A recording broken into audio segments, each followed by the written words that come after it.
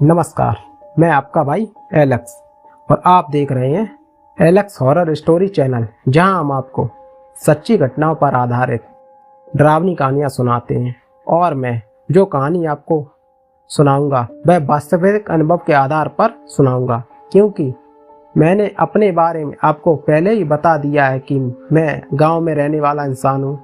और मैं जो आपको कहानी सुनाने वाला हूं वह मैंने गांव के बड़े बुजुर्गों से सुन रखी है।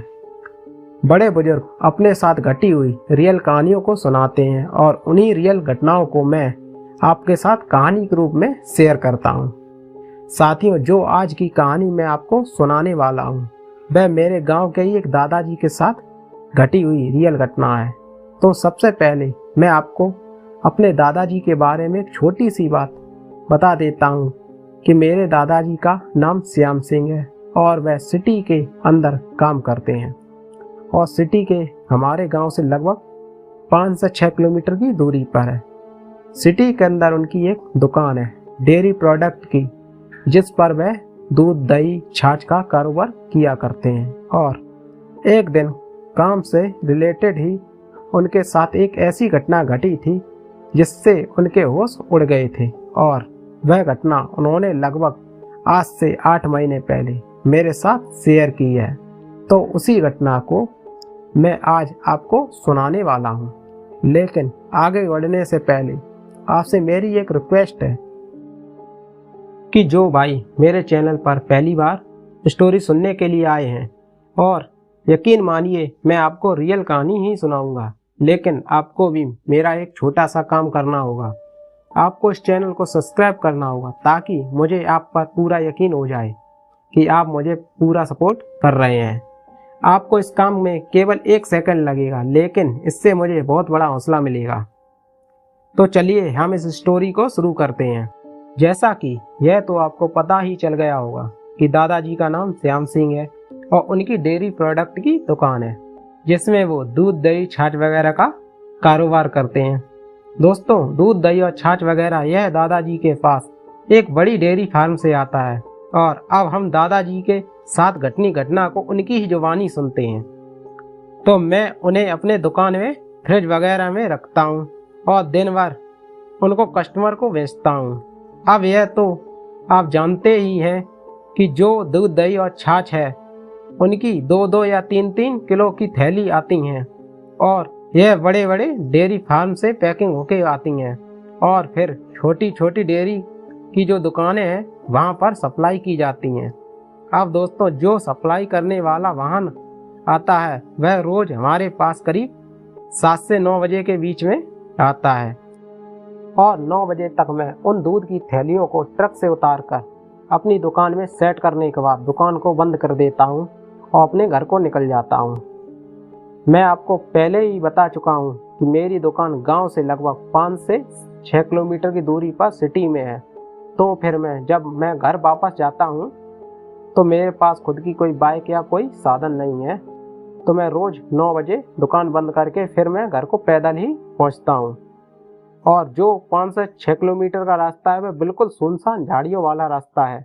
हालांकि आज तो उस रास्ते पर रोड पहुँच गई है, लेकिन जब मेरे साथ यह घटना घटी थी उस समय वहाँ कच्चा रास्ता था और रास्ते के दोनों तरफ ऊंची ऊंची मिट्टी की दीवारें बनी हुई थी, जैसा कि अमूमन गांव में ऐसा ही देखने को मिलता है।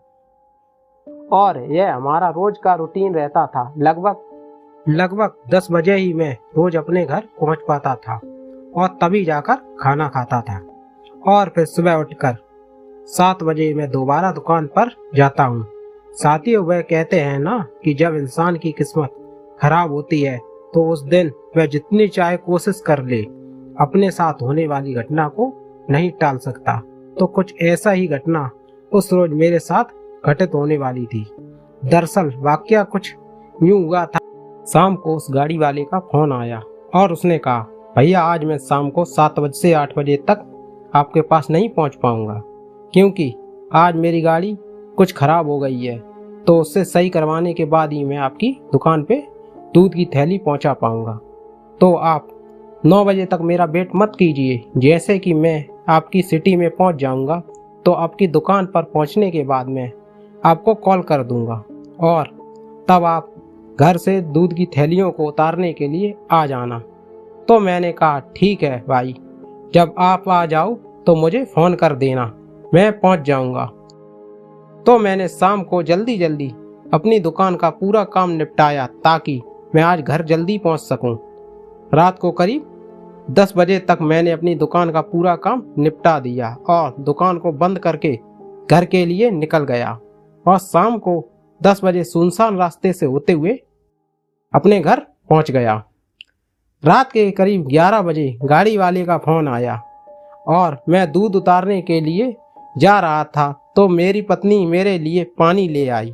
मैंने पानी से अपना मुंह धोया और जैसा कि मैंने आपको बताया मेरे पास कोई वाहन तो था नहीं, तो मैं पैदल ही उस 5 से 6 किलोमीटर के रास्ते को पार करने के लिए घर से निकल पड़ा। हालांकि इससे पहले भी मैं रात को 12:30 तक अपनी दुकान से उस सुनसान रास्ते से होकर अपने घर वापस आया हूँ, लेकिन कभी भी मुझे डर महसूस नहीं हुआ और ना ही दिमाग में डर को लेकर कोई सिचुएशन थी। दोस्तों, मैं अपने घर से करीब 3 किलोमीटर पैदल चलकर आ चुका था और अब बाकी का लगभग 3 किलोमीटर का रास्ता रह गया था। रात को मेरी घड़ी में टाइम हो रहा था 11:45। इस रास्ते में मेरी दुकान से लगभग आधा किलोमीटर पहले एक पीपल का बड़ा सा पेड़ आता है और इस पीपल के पेड़ से पहले 2 हवेलियां आती हैं, लेकिन रात का वक्त था तो सबकी हवेलियां बंद थीं और सब अपने घरों में सो रहे थे। और मैं आपको बता दूं कि वह समय था दिसंबर का महीना, यानी सर्दियों का समय था, तो सवाल ही नहीं पैदा होता कि कोई रात में बाहर घूम रहा होगा। अब जो 2 हवेलियां थीं वह बिल्कुल उस रास्ते में ही पड़ती थीं और उन हवेलियों के सामने उस रास्ते के बीचों बीच में एक बड़ा सा पीपल का पेड़ था जिसकी डालियां सूखी हुई थीं और हरियाली बहुत कम बची हुई थी। साथियों, मैं उस पीपल के पेड़ से 200 मीटर पहले था और जोर जोर से कुछ काटने की आवाज आने लगी, जैसे तो कोई उस पीपल के पेड़ पर बैठा हो और कुल्हाड़ी से उसकी डालियों को काट रहा हो। मैंने सोचा कि इतनी रात को कौन इसकी डाली को काट रहा है, क्योंकि मेरे दिमाग में ऐसा कोई डर तो था नहीं। उस हवेली के लोग मेरे को अच्छी तरह से जानते थे, लेकिन रात के समय वह मकान बंद थे, तो सोचा कि कल सुबह उनको पूछ लेंगे कि भाई रात को तुम जोर जोर से उस सूखे पेड़ की डालियों को क्यों काट रहे हो। मैं अपनी आंखों के सामने यह भी देखता हूँ कि वह सूखी डालियां कटकर नीचे गिरती तो जा रही थीं, लेकिन पीपल के पेड़ पर डालियां कौन काट रहा है कोई दिखाई भी नहीं दे रहा था। और मैं उस पीपल के पेड़ के और पास पहुंचता हूं तो अचानक मुझे मेरे पीछे से कुछ सनसनाहट की आवाजें आने लगीं, जैसे कोई पैरों में पायल बोल रही हो। अब ऐसी चीज़ों का अनुभव तो मुझे पहले से नहीं था, लेकिन मैंने ऐसी कई बातें अपने गांव के लोगों से सुन रखी थीं, तो मैं समझ गया था कि आज जरूर कुछ ना कुछ बवाल मेरे पीछे लग चुका है। और मुझे कई बड़े बुजुर्गों ने बताया था कि जब ऐसी कोई सिचुएशन हो तो पीछे मुड़कर बिल्कुल भी नहीं देखना चाहिए, चाहे कुछ भी हो जाए, चाहे कैसी भी आवाज़ें आए, आपको केवल आगे मुंह करके ही चलना चाहिए।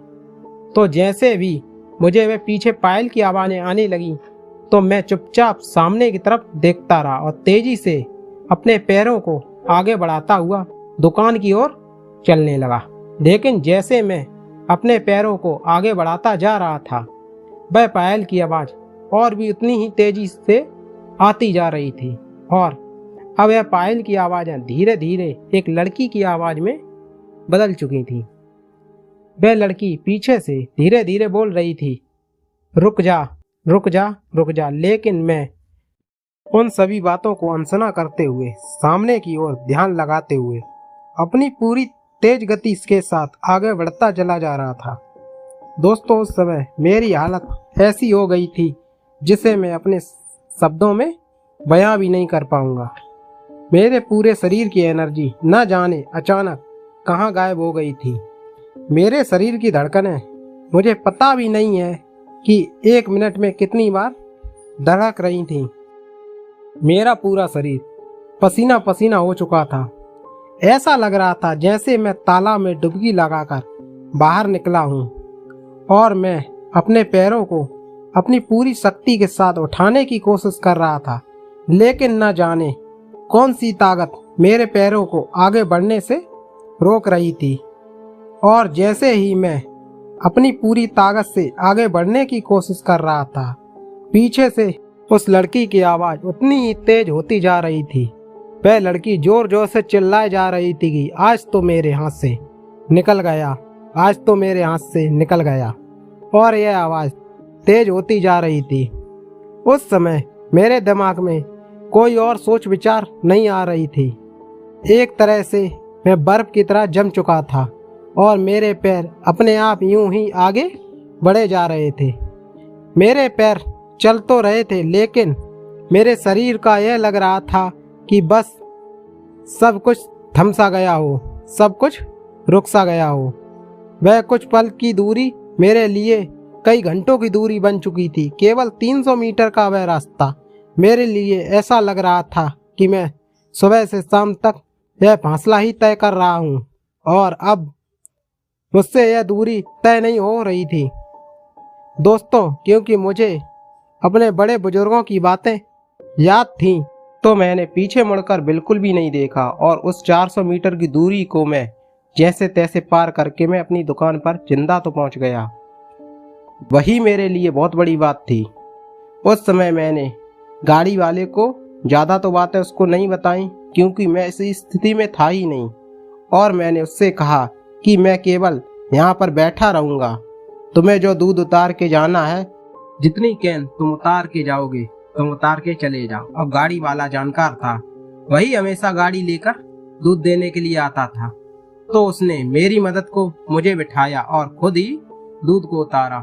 और मेरी दुकान में एक छोटा सा स्टोव था और चाय बनाने का सामान भी था, तो उसने खुद ही चाय बनाई और खुद चाय पी और मुझे भी पिलाई।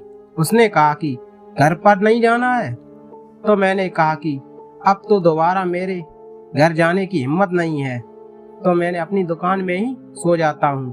तो उसने कहा ठीक है। मैं दुकान के अंदर घुसा, थोड़ी सी जगह बनाई और वहाँ पर ही चटाई बिछाकर लेट गया और दुकान का शटर भी डाउन कर लिया था। लेकिन मुझे नींद कहाँ आने वाली थी। मेरे दिमाग में तो बार बार केवल वही आवाज़ें घूम रही थी कि आज तो मेरे हाथ से निकल गया। और वह जो पीपल का पेड़ से डालियाँ कट रही थी, वह दिमाग में घूम रही थी। आधी रात को डालियाँ कैसे कट रही थीं? उस समय उस पेड़ के ऊपर कोई बैठा भी नहीं था, तो फिर कुल्हाड़ी की आवाज़ कैसे आ रही थी? ऐसे ही सुबह 6 बजे तक मेरा दिमाग में यही बातें घूमती रहीं और बार बार मुझे अपनी ही दुकान में पहली बार डर महसूस हो रहा था। और सुबह 6 बजे के बाद शायद 2 घंटा भर मुझे थोड़ी बहुत नींद आई। सुबह अचानक मेरे फ़ोन की घंटी बजती है, तो मैं नींद से उठता हूँ। देखता हूँ वह मेरी पत्नी का फ़ोन था, क्योंकि रात को मैंने अपनी पत्नी को बिना फ़ोन किए ही दुकान में रुकने का फैसला कर लिया था। और फिर रात को उसको भी नींद आ गई होगी और सुबह जब वो उठी होगी तो उसने देखा होगा कि मैं कमरे में नहीं हूँ, तो उसने मुझे फ़ोन किया। मैंने उसे फ़ोन पर कुछ नहीं बताया और कहा कि रात को दूध की थैलियाँ उतारने में लेट हो गया था, तो मैं वहीं पर सो गया। उसने कहा ठीक है, आप घर पर आ जाओ, आपके लिए चाय बनाकर तैयार रखती हूँ। मैंने मोबाइल में टाइम देखा तो सुबह के 8 बजे हुए थे। मैं दुकान से बाहर निकला और वापस दुकान का शटर को बंद किया और घर जाने के लिए वहाँ से रवाना हुआ। वैसे मैं रोज सुबह 8 बजे आकर अपनी दुकान को खोलता हूँ, लेकिन आज मैं सुबह दुकान को बंद करके अपने घर की ओर जा रहा था। दोस्तों, दुकान से निकलने के बाद मेरे दिमाग में रात वाली घटना ही गूंज रही थी और मैं अचानक सुन्न होता हुआ सड़क पर चला जा रहा था और सोच रहा था कि उस जगह पर पहुंचने के बाद देखूंगा कि वह जो रात को पेड़ कट रहा था, क्या वाकई वहां पर नीचे डालियां पड़ी हुई हैं। आखिरकार 400 मीटर चलने के बाद मैं उसी जगह पर पहुंच गया जहां पर रात को मेरे साथ वह घटना घटी थी। मैं सोचता जा रहा था कि उन हवेली वालों से पूछूंगा कि रात को भाई कौन पेड़ काट रहा था। लेकिन दोस्तों, जैसे ही मैं उस जगह पर पहुंचता हूं तो वहां पर यह देखकर हैरान था कि वह जो पीपल का पेड़ था वह मेरी आंखों के सामने एकदम सही सलामत खड़ा था। मुझे अपनी आंखों पर विश्वास नहीं हो रहा था। यह कैसे हो सकता है? जिसे पेड़ की डालियां को मैंने अपनी आंखों के सामने से नीचे गिरते हुए देखा था, आखिर वह डालियां अब वापस दोबारा पेड़ पर कैसे लगी हुई हैं? अब क्योंकि सुबह हो चुकी थी, वह हवेलियों के लोग भी बाहर बैठे हुए थे, तो मैंने उनसे कहा कि भाई, रात को यहाँ पर डाली कौन काट रहा है? लेकिन अब तो मुझे कोई कटी हुई डाली नजर ही नहीं आ रही। क्या तुमने वहां पर डाली उठाकर अपने घर के पीछे तो नहीं रख ली? तो उन्होंने कहा कि ऐसा कुछ भी नहीं था, हमने रात को कोई इस पेड़ की डाली वगैरह नहीं काटी। लेकिन इतना सब कुछ बोलने के बाद उसमें से एक बुजुर्ग आदमी मेरी बात को समझ चुका था। उसने मुझे अपने पास बुलाया और कहा कि रात को तुमने क्या देखा था और तुम्हारे साथ क्या घटना घटी थी। तो मैंने एक सांस में ही अपनी रात वाली पूरी घटना को उस बुजुर्ग आदमी को बताई।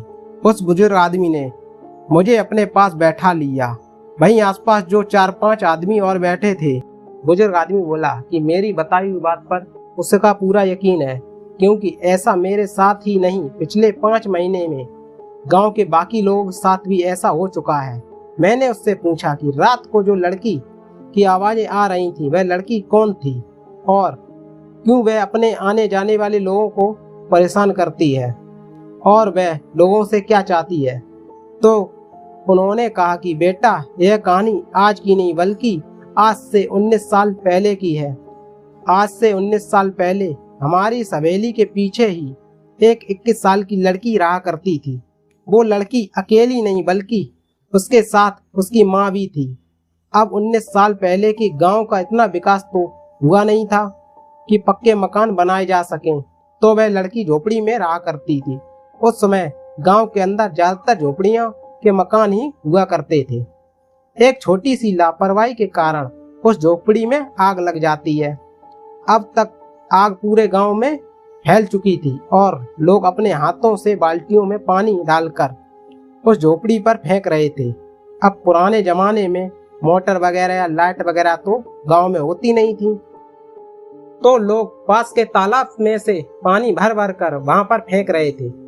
अब क्योंकि उन बाल्टियों से कितनी आग बुझाई जा सकती थी, तो वह दोनों माँ बेटी उसी घर के अंदर आग में झुलस कर खत्म हो जाती हैं और आखिर में आग समाप्त होती है तो केवल उन दोनों माँ बेटियों के कंकाल लोगों को देखने को मिलते हैं। अब जो बुजुर्ग आदमी मेरे को यह बातें बता रहे थे, थोड़े बहुत तांत्रिक विद्याओं के भी जानकार थे, तो उन्होंने कहा कि वह लड़की आग में जलने के करीब 5 महीने बाद इस रास्ते पर आने जाने वाले लोगों को परेशान करने लगी थी और आज से 19 साल पहले वह लोगों को ऐसे ही परेशान किया करती थी। तो आखिर उससे परेशान होकर हमने उसका एक पुख्ता इलाज किया। उन्होंने एक तांत्रिक को बुलाकर उसको बोतल में कैद करवा दिया और तब से उसने लोगों को परेशान करना बंद कर दिया था। तो मैंने उस बुजुर्ग आदमी से कहा कि जब वह बोतल में कैद है तो फिर उस रात को वह बाहर कैसे आई और मुझे परेशान क्यों किया, और उस लड़की ने ऐसा क्यों कहा कि आज तो मेरे हाथ से निकल गया, क्या वह मेरी दुकान तक भी पहुंच सकती है। तो उन्होंने कहा कि वह रात को ही बाहर नहीं आई थी, बल्कि पिछले 5 महीने से वह दोबारा इस रास्ते पर आने जाने वाले लोगों को परेशान करने लगी है। 5 महीने पहले जिस तांत्रिक ने उसको बोतल में कैद किया था, उसकी मौत हो चुकी है और जिन जिन आत्माओं को उसने अपने बस में किया था, वह सभी आत्माएं आजाद हो चुकी हैं और उन्हीं आत्माओं में से एक आत्मा इस 21 साल की लड़की की भी है, जो अब दोबारा इस रास्ते पर आ चुकी है और रात में आने जाने वाले लोगों को परेशान करती है। और रही बात तुम्हारी दुकान तक पहुंचने की, तो उसकी इतनी हिम्मत ही नहीं, वह केवल इस रास्ते पर 200 से 300 मीटर के एरिया तक ही अपनी ताकत का इस्तेमाल कर सकती है और इसी एरिया के बीच में वह लोगों को डरा धमका सकती है। इस 300 मीटर के एरिया को पार करने के बाद उसकी शक्ति खत्म हो जाती है, तो वह ना तो सिटी के अंदर दाखिल हो सकती है, ना ही पीछे गांव के अंदर जा सकती है। वह केवल इस सुनसान रास्ते में 300 मीटर के एरिया तक लोगों को परेशान कर सकती है। तो मैंने कहा कि दोबारा उस लड़की को शायद कोई तो समाधान होगा। तो उन्होंने कहा कि हाँ, हम इस बारे में कुछ समाधान करने की कोशिश कर रहे हैं। इसके बाद मैं वहां से चलकर अपने घर की ओर आ गया और घर जाकर मैंने एक बड़ा सा डिसीजन तो यह लिया कि मैं दोबारा उस रास्ते पर रात के समय पैदल नहीं जाऊंगा, बल्कि एक बाइक खरीदूंगा। उसके 2 दिन बाद मैंने एक बाइक खरीद ली। हालांकि उस घटना के बाद मुझे अभी तक तो रात के 12 बजे दूध उतारने के लिए नहीं जाना पड़ता, क्योंकि गाड़ी शाम को ही आती है। लेकिन अगर फिर से ऐसी कभी सिचुएशन बनती है तो उसके लिए मैंने अब अपने खुद की बाइक खरीद ली है, ताकि ऐसी किसी घटना से मैं बच सकूं। तो साथियों, यह थी हमारे गांव के दादाजी की कहानी, जो उनके साथ रियल में यह घटना घटी थी। वह पूरी कहानी मैंने आपको उन्हीं की जुबानी में सुनाई है और उम्मीद करता हूँ आपको यह कहानी पसंद आई होगी। अगर आप ऐसी सच्ची और डरावनी कहानियाँ सुनना चाहते हैं तो हमारे चैनल एलेक्स हॉरर स्टोरी को सब्सक्राइब कर लें और कमेंट में करके जरूर बताएं कि आपको यह स्टोरी कैसी लगी।